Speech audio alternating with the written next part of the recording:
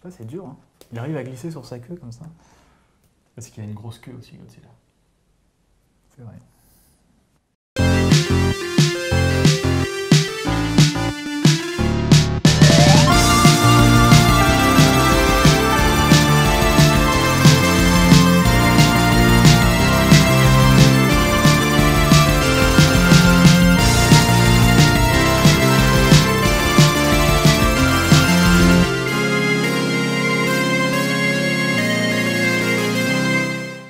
Salut à tous et bienvenue dans Tokuscope, votre émission sur la science-fiction japonaise et le tokusatsu. Comment ça va, Jordan? Eh ben écoute, ça va très bien. Revenu de la plage? Ah oui, on a passé des très bonnes vacances. J'espère que nos spectateurs aussi ont eu des vacances méritées et on espère que la rentrée s'est bien passée. Oui, cette rentrée qui est déjà là. Merci encore pour votre réception des émissions de cet été. On va continuer à faire mieux pour les émissions à venir. Mais bon, on va attaquer directement le vif du sujet. Donc Jordan, tu vas nous parler du sujet que tu as choisi pour septembre. Vous allez voir, c'est pas mal. Alors moi c'est simple, j'ai proposé de commencer doucement avec une émission centrée sur un chef-d'œuvre du Kaiju Eiga, ou pas, donc Godzilla contre Megalon. Oui, qui est soit le pire film de Godzilla ou soit le deuxième pire film de Godzilla, c'est un peu à vous de choisir. Et on va pas s'arrêter à parler uniquement de ce film puisque j'ai proposé un doublé, donc Godzilla contre Megalon et son spin-off, la série Zone Fighter, qui peut-être est encore inconnue d'une grande partie des fans, parce que c'est une série qui est restée très discrète, mais on vous en reparle tout de suite dans le focus.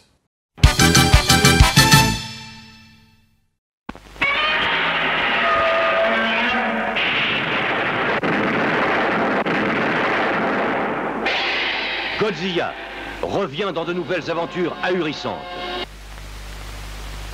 Donc on va remonter le temps en 1973, une année vraiment triste pour les fans du Kaiju Eiga. Souvenez-vous, c'était il y a 40 ans. Ou souvenez-vous pas parce que vous étiez trop jeune. Donc Godzilla versus Megalon, donc le vrai film façon Kaiju discount, on peut dire. Donc c'était le 13e film de la série, donc quoi, c'était prophétique. Est-ce que tu veux nous parler un petit peu des origines de ce film culte, Jordan?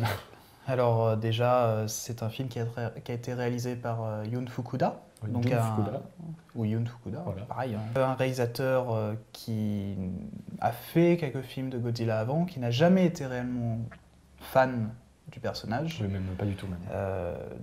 Donc il a été un peu là pour les besoins de la production, mais c'est pas une volonté de sa part de réaliser ce genre de film. Donc lui, il a fait un film ouvertement axé pour les enfants.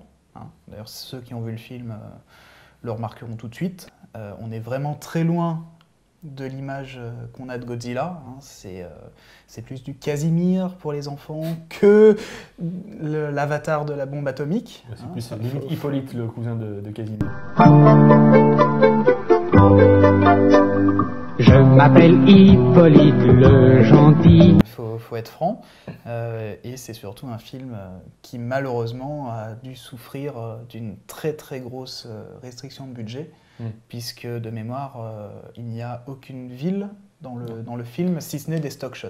C'est vrai. Tout se passe sur des plaines, les affrontements sont sur des plaines arides, il n'y a aucune sur des ville. Terrains vagues. Voilà. Sur les terrains vagues. Il faut savoir qu'à l'époque, quand ils avaient fait ce film, en fait, ils voulaient faire ça comme un épisode de Tokusatsu parce qu'ils étaient influencés par Ultraman d'un côté et par la série Mazinger Z de Go Nagai qui commençait vraiment à cartonner à l'époque. Donc ils se sont dit, on va faire un film de robots pour les enfants.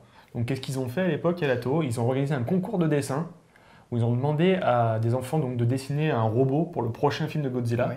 Et c'est un gamin qui est arrivé avec un personnage qui s'appelait Red Aaron. Qui a finalement donné lieu au Jet Jaguar, le fameux robot qui devient géant que vous voyez dans le film. Qui est un peu la star sur qui est un peu la star parce qu'à la base ça devait être un film pour lui tout seul. Oui. Mais finalement ils se sont dit non mais on va peut-être rajouter Godzilla parce qu'on n'est pas sûr que le Jet Jaguar tout seul ça risque de marcher. L'idée du truc c'était de faire un pseudo Ultraman en fait. Et d'ailleurs ça se ressent parce que Godzilla est même plus que secondaire, il est carrément un guest de luxe quoi. On sent vraiment qu'il est là parce qu'il faut vendre le film, mais le film fonctionne très bien sans Godzilla, quoi. Enfin, quand on le regarde, c'est vraiment un personnage qui est là pour le plaisir. Alors tu disais un truc intéressant, c'est que finalement toutes les scènes de destruction de villes sont des stock shots de films précédents, Oui. donc des films des années 60, et même des scènes issues du film qui avait été fait juste avant, donc Godzilla contre Gigan. Donc voilà, donc il y a vraiment un côté vraiment cheap dans le film qui est flagrant. Mais par contre, ce qui est vraiment abusé, c'est de voir toute la promo qui a été faite autour de ce film. Il faut savoir que c'est le film qui est peut-être le plus culte aux USA de toute la série. Ils avaient fait une campagne promotionnelle avec Godzilla et Megalon sur le World Trade Center en train de se battre. Alors déjà, ça se passe même pas aux USA et en plus de ça, il n'y a même pas de ville dans le film. Donc déjà, les mecs, ils ont vu le truc un peu... Mais ça, c'était lié, si je me souviens bien, au King Kong. Oui, voilà, en fait, John Bierman. ils avaient reproduit la fiche du King Kong de 76 histoire de ramener les gens. Déjà, ils ne sont pas inspirés d'un chef-d'œuvre pour faire leur promo, donc il y avait un petit souci, quoi. Et ils avaient même fait un lancement télévisé à l'époque pour au Saturday Night Live. Et John Bellucci avait présenté le film habillé en Godzilla. Ils avaient fait un costume de Godzilla exprès, quoi. Et je crois qu'on a atteint le summum en France, puisque c'est René Château qui a distribué le film sous le titre Godzilla 1980. Ouais, alors c'est le nouveau Godzilla, une nouvelle génération, donc, il va tout casser et tout, donc ouais, Godzilla 80 en effet. Et après vous voyez le film et vous êtes, ok, je sens bien les spectateurs qui ont dû se sentir arnaqués à l'époque et pendant ce temps-là, René Château il va être oh, putain c'est bon, après Bruce Lee c'est bon, le film de Godzilla, on va y aller quoi. Moi ce que j'aime c'est le titre espagnol aussi. Ah oui vas-y. Parce que le titre espagnol c'est Golgo y Superman. Donc un film où il n'y a pas Gorgo, il n'y a pas Superman. Donc c'est assez marrant, on va dire, mais bon, en faisant de l'analogie, Gorgo c'est évidemment Godzilla et Superman, donc c'est le fameux Jet Jaguar. Parce qu'il est rouge, jaune et bleu, quoi. En Italie, ça s'appelait aux confins de la réalité. Ça s'appelait comme ça en Italie. C'est très philosophique. Oui, voilà, parce que tu voyais Jet Jaguar en géant et tu te dis... ça va être un truc mystérieux, genre au-delà du réel et tout. Non, alors qu'en fait, c'est juste un film de Godzilla, tout ce qui est de plus bas de gamme. Alors, il faut savoir que dans le film, le robot Jet Jaguar n'est pas un robot géant à la base. C'est un robot qui doit faire 1m80, un truc comme ça. Taille humaine, ouais. Et dans le film, sans que ce soit réellement expliqué, il grandit. La seule explication, c'est il a grandi par sa volonté. Oui, c'est sa détermination qui l'a fait grandir. C'est poétique. Ah non, mais j'adore. C'est une réflexion sur l'intelligence artificielle. C'est l'intelligence artificielle qui transcende la nature, en fait. C'est magnifique. Et donc, pourquoi je conseillerais ce film ? Parce que c'est fun. Oui. Alors, il ne faut pas le voir comme un premier Godzilla. C'est que si vous n'avez jamais vu de film de Godzilla, il ne faut vraiment pas voir ce film parce que sinon, vous allez être dégoûté du genre. Ah ouais, vous arrêtez direct. Voilà. Je pense que c'est un film à voir si on s'y connaît un peu ou si on a déjà un certain bagage à ce niveau-là. Parce que ça reste... Lourd bagage. Voilà, lourd bagage. Ça reste très fun, c'est même très mignon, très poétique, c'est pour les enfants, mais c'est surtout une suite aussi. Parce qu'en fait, le film Godzilla contre Megalon, c'est la suite directe de Godzilla contre Gigan. Donc, puisque dans le film, on retrouve le personnage de Gigan. Dans le film d'avant. Voilà, dans Godzilla contre Megalon, Gigan revient prêter main forte donc à Megalon, puisqu'il était la star du film précédent. Et il sera également la star de la série, qui sera la pseudo-suite de Megalon, donc une série qui s'appelle Zone Fighter.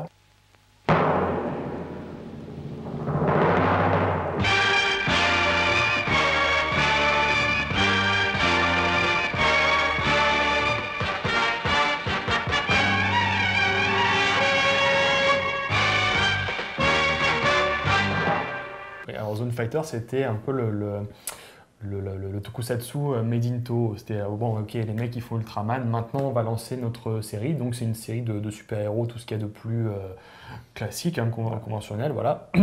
Sauf qu'à l'époque, la Toho a fait venir certains de leurs réalisateurs maison, notamment Inoshiro Honda et Yuji Fukuda, qui étaient dans le staff de la série. Et ils se sont dit, faisons venir nos monstres vedettes dans la série. Donc on a Godzilla, on a King Ghidorah, et du coup on a Gigan. Donc au final, la série est le 3e volume de cette trilogie centrée sur Gigan. Donc après Godzilla contre Gigan et Megalon, on a Zone Fighter. C'est ça, il faut savoir que dans cette série, Godzilla a une maison. Oui. Vous pouvez le voir sortir d'une caverne, genre le matin, après avoir bouffé ses cornflakes, il se dit tiens, je vais aller tâter du monstre aujourd'hui. Donc bon, la série reste énormément cheap. Je pense que si la série est connue plus ou moins d'une certaine minorité de fans, c'est parce qu'il y a Godzilla dedans. Ouais, surtout. Ouais. Parce que je doute que s'il y avait juste Zone Fighter, la Bah, série serait vraiment tombée dans l'oubli. Ce serait une série comme une autre en fait. Ce serait mais pas avec le degré de réussite qu'ont eu des séries comme Ultraman. Là, c'est vraiment une série qui a été faite pour déjà, rien. Même avec les monstres de Lato, c'est pas aussi bien que Ultraman ou que les autres séries de la Tsuburaya. Malheureusement, on sent que c'est une série qui a été faite un peu à l'arrache, quoi. Voilà, vite fait. On va être franc, c'est pas, encore une fois, c'est pas ce qu'on recommande pour s'initier au tokusatsu. Voilà. Ouais, voilà. Bon, en tout cas, on aura fait le tour de la question assez rapidement. Voilà. Donc, Godzilla vs Megalon, ça existe chez nous en France, sorti chez Avanti. Vous regardez ou pas, mais à vos risques et périls. Et quant à Zone Fighter, si vous arrivez à trouver ça par des moyens plus ou moins détournés, ce sera pas mal. Mais encore une fois, on vous avertit, c'est vraiment craignos. Hein. Il faut vraiment être un fan morbide comme nous pour regarder ça, mais il faut vraiment y aller, quoi. Zone Fighter était sorti en DVD au Japon. C'est vrai. Il y a l'intégrale de la série au Japon. Donc si vous êtes au Japon, allez dépenser 200 € pour l'intégrale de la série. Ça vous fera du bien. Voilà, on se retrouve tout de suite pour notre Toku Cave. On vous propose une Toku Cave un peu spéciale ce mois-ci. Spéciale rentrée. Voilà, spéciale rentrée, puisqu'on va vous parler de 2 sorties récentes, puisque c'était un peu la base de cette rubrique, et finalement on l'a jamais réellement fait. Peut-être avec Zaborgar, mais vite fait. Donc là, on va vraiment vous parler des sorties récentes, donc dans le Tokusatsu. Donc Fabien, à toi l'honneur. Oui, alors... Chez nos amis Shout Factory, nos amis américains, ils ont sorti Ultra Q, la fameuse série de Tsuburaya, la toute première série de l'univers Ultra, celle qui a été faite juste avant Ultraman. Donc la première série en noir et blanc avec des monstres géants. Donc c'est un petit peu à la base de l'univers télévisuel de ce qu'on a aujourd'hui dans le Tokusatsu. Depuis 40 ans, 45 ans, tout vient de là. C'est un peu Twilight Zone version Toku, voilà. En fait. Disons qu'à chaque fois, il y a un phénomène qui se passe en début d'épisode et on va envoyer une section pour enquêter sur ces phénomènes bizarres. Et à chaque fois, bien sûr, il va y avoir un monstre, géant ou pas, qui va arriver. Notamment, il y a un monstre qui s'appelle le Gomez, qui, pour l'anecdote, a été fait sur un costume de Godzilla. Ils ont rajouté des trucs en plus, mais à la base, c'est un costume de Godzilla. Voilà, il y a notamment un monstre qui s'appelle Pigmon, qui est un monstre qui fait un peu tout dans la tête. C'est lui ? Ouais, qui est lui, là, c'est lui sur la photo, là, qui est un monstre plus ou moins gentil et qui à chaque fois, c'est un peu le Calimero des kaiju à chaque fois. C'est un peu la mascotte aussi. Oui, c'est ça. Il a jamais de bol et à chaque fois, il se fait tacler et tout, quoi. Donc voilà, Ultra Q, il y a toute la série donc sur ce coffret DVD. Bon, c'est du zone 1, donc il faut avoir le lecteur DVD dézoné. Mais ça, c'est magnifique, hein. Ça, il faut se le procurer absolument. Voilà.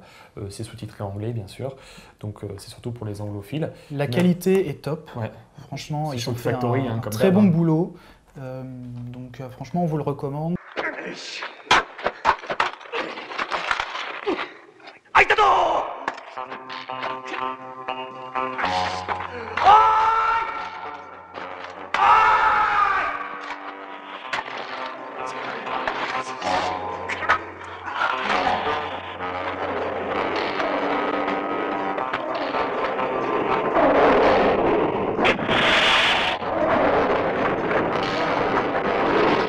Donc Ultra Q, c'est à voir. Donc toi, Jordan, qu'est-ce que tu as? Et moi, je vais vous parler... Attention, il va parler de Power Rangers, je vous le dis. Oui. Donc on se calme, rangez vos flingues, tout va bien se passer. Alors en fait, donc en France, vient de sortir le premier coffret de Power Rangers Samurai.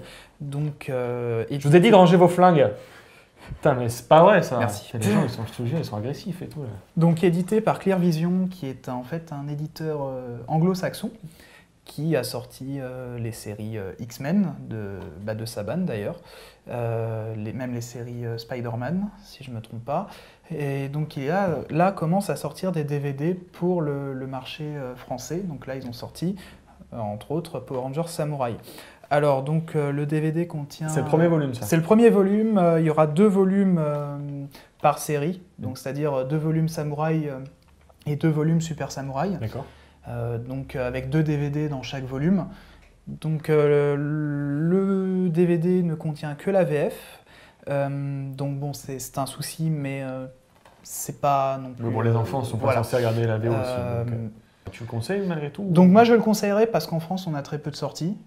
Donc évidemment oui ça reste du Power Rangers, mais bon là on peut le voir de manière officielle, enfin je veux dire on a les DVD dans une super qualité si ce n'est qu'il n'y a que la VF, mais la qualité visuelle reste très bonne. Donc franchement si vous avez envie de découvrir la série ou de voir des images, enfin des plans de Super Sentai de manière très belle visuellement, franchement je vous le conseille. C'est sorti donc chez Clear Vision, c'est dispo dans tous les magasins habituels, Fnac, etc. C'est moi que tu cherches.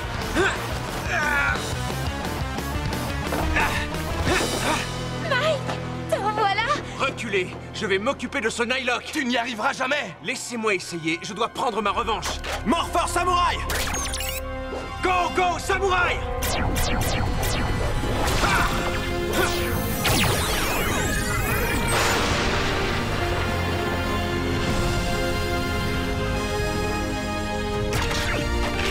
Power Ranger Samouraï, prêt. Mougans à l'attaque. Ne faites qu'une bouchée de ce brocoliman. Ah. Pour vous débarrasser de la racaille, faites appel au samouraï. Mike. Super, bah Voilà. écoutez, c'était notre petite sélection du jour, petite sélection de la rentrée. Ouais. Et on se retrouve tout de suite pour le Dikotoku.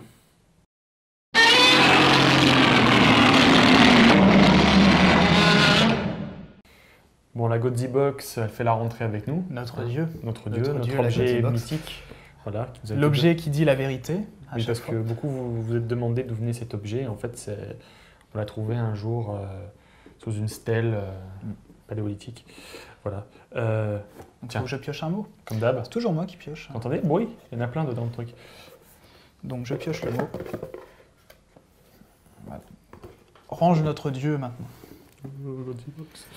Donc, le mot du mois, eh ben, on va parler de Kyodai Hero. Ça tombe bien puisqu'on a un peu survolé le thème au cours de cette émission. Donc, qu'est-ce que le Kyodai Hero, Fabien? Eh bien, Jordan, ça c'est vraiment la question posée avec énergie. Le Kyodai Hero, c'est le personnage à la Ultraman en fait. En fait, ce sont les héros japonais géants en fait. Parce que Kyodai Hero, ça veut dire Giant Hero en fait. Puisque c'est un genre qui a été inauguré justement avec Ultraman, puisque avant 1966, on avait exclusivement que des kaiju Ega, on n'avait que des monstres, et c'est à partir d'Ultraman qu'est arrivé sur les écrans l'archétype du héros géant. En général, c'est un humain qui se transforme avec un médaillon ou un objet ou un autre truc en héros géant. Ou alors ça peut être un super-héros qui a la possibilité de grandir en général. Voilà.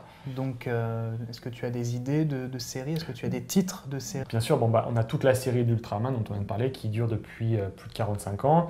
Il me semble que Zone Fighter dont on a parlé tout à l'heure c'en est un aussi. Il y a d'autres personnages de l'écurie de Tsuburaya comme Jumborg Ace, Miorman. Est-ce que Johnny Soko serait un Kyodai Hero? Non, ça c'est une série de mecha. C'est une série de mecha puisque c'est un robot géant. C'est pas un super-héros, ça c'est plutôt un robot. On en a eu un en France de Kyodai Hero qui est super connu. Parce qu'on a eu Spectroman, qui lui est vraiment le Kyodai Hero par excellence. On a eu Ultraman 80 aussi en France, donc ça il faut pas le négliger. Il y a même eu un Kamen Rider Kyodai Hero. Kamen Rider J, puisqu'il peut grandir à volonté aussi. Qu'on retrouve dans un film récent d'ailleurs. Qu'on retrouve dans un film récent. On peut dire que le personnage de Jet Jaguar dans Godzilla vs Megalon c'en est un aussi, même si c'est un robot. Mais bon, vu qu'il grandit et qu'il peut se battre, en général, on a tendance à le mettre dans cette et puis même, surtout physiquement, il ressemble à un Kyodai Hero. Enfin, il ressemble à Ultraman, même à Zone Fighter. Il a un sourire débile. On en a eu aussi aux États-Unis. Oui. Le Power Rangers vert non. Qui peut grandir? Non, je pensais plutôt à la série Superhuman Samurai Cyber Squad, qui a été produite par la Dick Entertainment, donc qui n'était pas Saban cette fois-ci, mais une autre entreprise. T'es inspiré de Gridman. Voilà, tout à fait. Donc, comme Saban avait racheté les droits de la Toei, la DIC a racheté les droits de Gridman, donc de Tsuburaya, et on a fait une série avec l'acteur qui jouait l'un des enfants dans Madame Doubtfire, par exemple. Vous le voyez pas, mais en fait les techniciens sont pétés de rire parce que la boîte s'appelle DIC. Et chaque fois qu'on dit la DIC, ils sont morts de rire. Donc voilà. C'est Jean Chalopin, DIC. Oui. Qui avait produit Ulysse 31 quand même, donc c'est pas n'importe quoi. Qui a produit plein de séries. Masque. Ulysse 31, Masque, Pole Position, Super Mario Bros. Ah oui, c'est vrai. The Legend of Zelda. Désolé. C'est vrai. Et l'Inspecteur Gadget. Excuse-moi, princesse. Excuse me. Princess. Là, ouais, c'est vrai que c'est un peu tout, et n'importe quoi. Hein. C'est une série qui est un peu... Même si on peut dire que Saban a un peu fait de la merde sur Power Rangers... Là, c'est encore pire. Voilà. C'est tourné comme une sitcom, Samurai Showdown. Donc, voilà, ça, on vous le conseille pas, par contre. Très bien. Donc, on a quand même eu quelques Kyodai héros qui sont arrivés jusque chez nous. On a un culte. Hein. Voilà. Les Kyodai héros sont arrivés sur les pots de moutarde d'Amora, quand même. C'est vrai. C'est pour dire la longévité du truc. Et donc, on se retrouve le mois prochain pour un nouvel épisode avec encore plein de surprises. On ira plus vers le spandex le mois prochain, vous verrez. Voilà. Mais on peut pas trop en dire pour le moment. Non. Donc, prenez soin de vous et surtout, transmutez-vous. 空に輝く真っ赤な太陽ジェッジャガージェッジャガー僕らのジャガー地球の危ないその時は悪者どもに猛烈パンチゴジラとジャガーでパンチパンチパンチみんな正義の友達だ何かあったら一直線